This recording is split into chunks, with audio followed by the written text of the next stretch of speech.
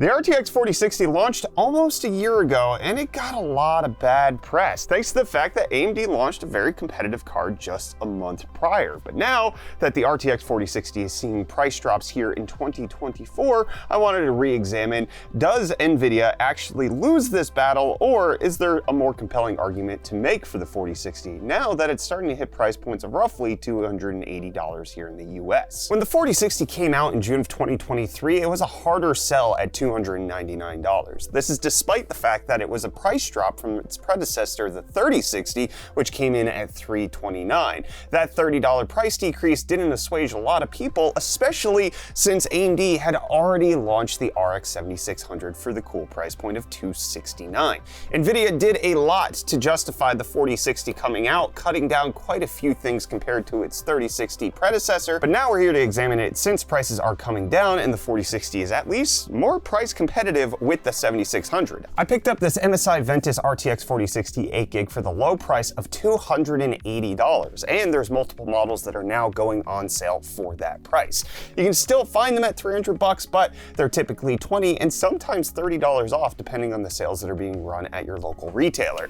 The RX 7600, on the other hand, has been regularly staying at that $270 price point, which is exactly what I got this ASRock Steel Legend RX 7600 at. I have seen the prices drop on the 7600 before, but it's more regularly that I'm finding the 4060s are on sale right now. That will vary depending on the retailer and the region that you live in. But I wanted to see, is the 4060 now worth it at its lower price point, and how much has changed since this thing came out? So we built this PC right here in order to test between these two cards. We built it in this beautiful Gamdius Atlas M1 case. It shows off the internal components really well thanks to the fact that it doesn't have a column and it's just two pieces of glass that allow you to see everything that's on the inside. Now, I did try to keep this entire system down to a reasonable budget price point considering the cost of the cards that we have. And while the Gamdius Atlas M1 is a fair price for what it delivers, it's a little bit more expensive than I would typically build in this price point that I was going for. I'd like to see a case that's normally in that $69 region. However, the Atlas M1 comes in at that $89 price point, which is not unreasonable, and you're getting a lot for it. There's 3 included ARGB fans, 1 rear exhaust, and 2 side intakes to make sure that all of your components are breathing real nicely. But Gamdius sent it out for us to build a PC in, so that's why I included it here. It looks gorgeous, has fans to keep things cool, and it even has this temperature display on the side that tells you how hot it is on the inside, or you can connect other temperature sensors for your CPU and GPU so that it can display exactly what's going on with your system. We did not experience any temperature issues with either of the GPUs or the CPU. Part of that's thanks to the fact that we're using the Silverstone Argon V140 ARGB cooler. This thing comes in at under $30 right now, and it's a solid performer because it's in the form factor that you would expect a 120 mil cooler to come in, but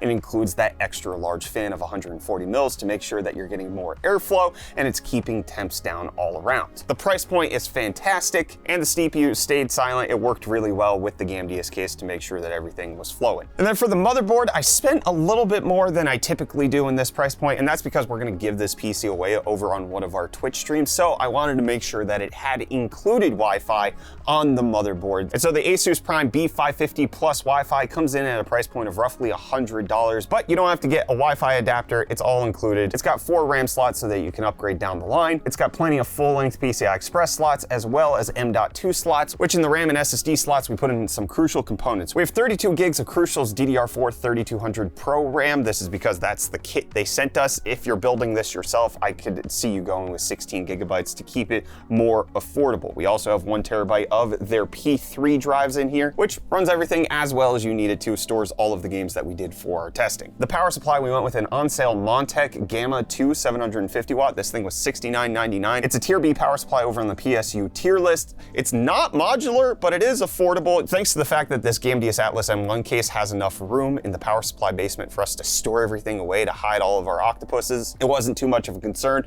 Maybe don't consider this if you have a tight underbelly for your PC if you're gonna try to replicate this. And then for the CPU, we went for the affordable and on sale, which was the important part, Ryzen 5 5600. It cost less than $150, was significantly cheaper than the 5600X at this point. We could have gone up to a 7600, but that would have included a higher cost on the motherboard and the RAM side, so we tried to keep the price point down by going with the 5600, which considering what we benchmarked these graphics cards at, it's gonna be more than adequate to handle that because because these things are really 1080p cards. You can get a little bit of 1440p performance, especially in esports titles, but if you're going to try to run any sort of fidelity, 1080p is going to be the sweet spot for you. So I put the cards through their paces in a variety of titles, mostly AAA. I added in Fortnite as well, and also made sure to test out different upscaling technologies, testing out DLSS and FSR2 where I possibly could to give a well-rounded look at both of these cards. Additionally, trying out ray tracing in several different titles to see if the 4060 really is that much better at ray tracing. So starting off with the synthetic benchmarks, using 3D Mark's Time Spy and Port Royal. The 7600 is the faster card here, getting between 3 and 4 FPS better in their Time Spy testing. However, in the ray tracing test, the 4060 comes out just ever so slightly ahead by 0.7 FPS. Really nothing to write home about. They're still both sub 30 in that synthetic benchmark. I also tried to include titles that were sponsored by various different companies. We have AMD titles in here, we've got NVIDIA titles in here,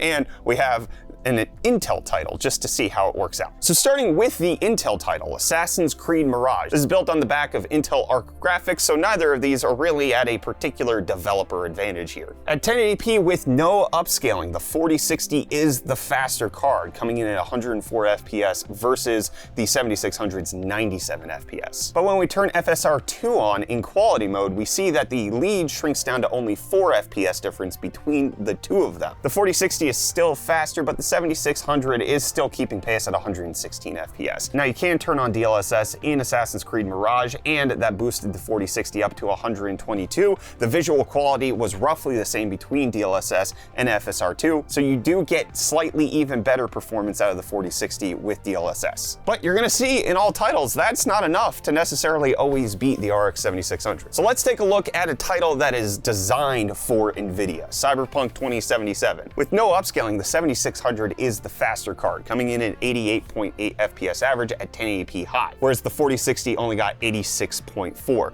When you add in FSR 2.1, however, the 4060 then takes the lead, coming in at 115 versus the 113 on the 7600. And again, it remains the case that when you kick on DLSS, the AMD card cannot support it, but the NVIDIA card gets further boosted to 120.8 FPS, being the fastest card all around with just upscaling tech. And Cyberpunk here helps the stereotype that NVIDIA is better at ray tracing, because testing it out with ray tracing medium and FSR kept on, the RTX 4060 is 15% faster, coming in at a 60 FPS frame rate versus the 52 that is on the AMD card. And again, that remains true in CD Projekt Red's other title, The Witcher 3. With no upscaling, the 7600 is the faster card, but by a margin of error. With FSR2 turned on, the 7600 takes the lead, and this time DLSS is not enough to get the 4060 past the 7600 when that has FSR turned on. But ray tracing does bring the 7600 down a peg. You get dropped to 55 FPS, keeping FSR2 on, but the 4060 comes in at 63 FPS, making it a significantly smoother experience. So that's the Intel titles, the NVIDIA titles. Now let's go ahead and look at things that were designed with AMD in mind, specifically over on the console side. There's some PlayStation titles we can look at. Helldivers 2 was actually really surprising for me, because even though this is a PlayStation Studios game, it sucked on the 7600 compared to the 4060. At 1080p high with no upscaling turned on whatsoever, the 4060 managed to get 76.5 FPS. The 7600, however, managed to be sub 60 FPS, coming in at 53.9, a 40% gap between these two cards. I tested it on several maps, made sure that all of my settings were correct, and the 7600 just lost every single time. But in a game like Returnal, which is fast-paced, and again, another PlayStation Studios game, with no upscaling on, the 4060 is slightly faster, but once you kick on FSR in quality mode, the 7600 is just the faster card overall, even when compared to the 4060 with DLSS turned on. The 7600 managed to average 120 with FSR, whereas the 4060 could only get to 118 with DLSS turned on. And this is the first game where the ray tracing myth doesn't hold up, because Returnal with ray tracing set to medium and still using FSR, the 4060 is the slower card by 2 FPS. And then in the brand new title Horizon Forbidden West, the RTX 4060 and the 7600 are neck and neck, both averaging 62 and a change FPS with no upscaling turned on. The 4060 does get slightly faster when you use DLSS or FSR2, averaging over 76 FPS, whereas the 7600 only managed to come in at 72.2. But the most surprising test for me between these two cards was actually in Fortnite. Making sure that the gameplay was exactly the same between these two cards, the 4060 just lost. When you're running at 1080p, you don't change upscaling, everything's normal at high settings. The 4060 is only slower by about 2 FPS. It's really not a big deal between these two. But then when you turn on TSR upscaling, set that to high, well, the 7600 just runs away with it, coming in at 114 FPS average compared to the 4060's 93. And then again, it busts the myth that Nvidia is better at ray tracing, because the 4060 comes in at 85 FPS with ray tracing turned on, and in the 7600 managed to come in at 98.7. So after testing multiple titles, checking it out in different arenas, it looks like, honestly, it's a toss-up between these two. In some games, the 7600 is going to be the clear winner, and other games, the 4060 is going to be the clear winner. If you play a broad amount of games and you're looking at AAA titles, in terms of performance, you're probably going to even out between these two across most games. And if a title isn't working closely with Nvidia, like Cyberpunk did, to make sure that they're using all of Nvidia's RT cores, then the ray tracing implementation, like in Unreal Engine 5 on Fortnite, is going to be plenty fine on the 7600, especially when compared to the 4060. So I can understand why people were slightly upset with the 4060 for costing $30 more, yet delivering exactly the same performance. That's over a 10% price increase to get roughly the exact same FPS. But there's another consideration between these two cards that you need to look at, and that is actually power draw. Now, this doesn't apply to everybody. If you're running at a normal American electrical rate of 12 cents per kilowatt hour, the difference in power draw between these two cards is going to take you years to actually accumulate the difference in price here. But if you live somewhere like over in the EU, where their electricity rates can be significantly higher than a lot of places here in the US, then it starts getting to be an interesting conversation. So the total system power draw with the 4060 when it was installed averaged around 205 watts. The 7600, however, averaged 253 watts. That's not enough to necessarily consider a power supply upgrade unless you're really trying to save a ton of money on the PSU. But the average gamer plays about an hour of games a day, 7 hours per week. And if you're running at the average American electric bill, it's going to take you 5.29 years to save $10 in your electrical rates between these two cards. If you play 2 hours a day, then it's going to take you 2.5 years. And if you play 3 hours a day, it's going to take you just under 2 years to notice that $10 difference between these two cards and save it on your electric bill. But if you're in a place with significantly higher electricity where it gets close to 40 cents per kilowatt hour, well, then you're saving that $10 in 1.59 years. And if you keep the card for the average 5-year lifespan, you're actually going to be cheaper overall with an RTX 4060 by the end of it when you're ready and looking to upgrade. So even though the 4060 is 3.7% more expensive right now, it's a toss-up in performance. However, the power draw is 25% more on the whole system with the RX 7600. Ray tracing performance isn't necessarily better on the Nvidia card, but you do get the extra advantage of Nvidia's DLSS, which they're going to continue to lock down, as well as Nvidia's FrameGen technology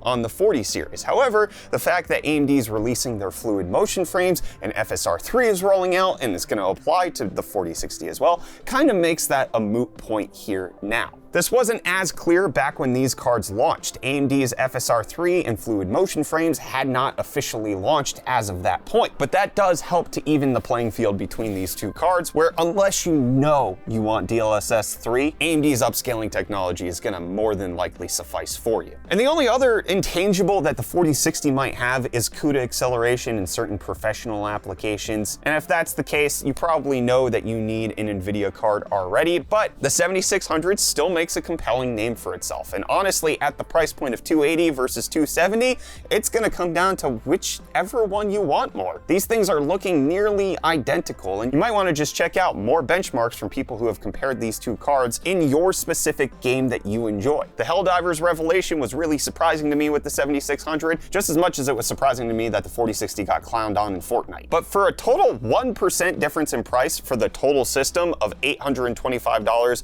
with the 4060 or $815 for the 7600, you can't go wrong with choosing either.